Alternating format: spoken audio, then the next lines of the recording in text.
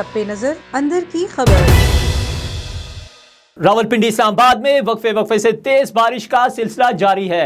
वफाकी दारुल हुकूमत के 5 इलाकों में सैलाब का खदशा, रेड अलर्ट जारी कर दिया गया। इस्लामाबाद में कायम कच्ची वादियों में भी सैलाब आ सकता है। मुमकिन सूरत हाल के बायस इस्लामाबाद के तमाम अस्पतालों में हाई अलर्ट जारी कर दिया गया। इस्लामाबाद में सैलाबी सूरत हाल से बचने के लिए रिलीफ कैंप कायम कर दिए गए।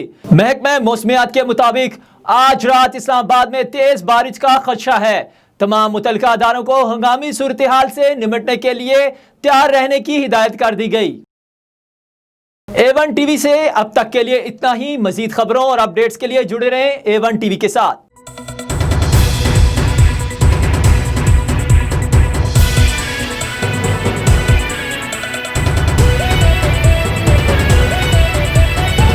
A1 टीवी, सब पे नजर अंदर की खबर।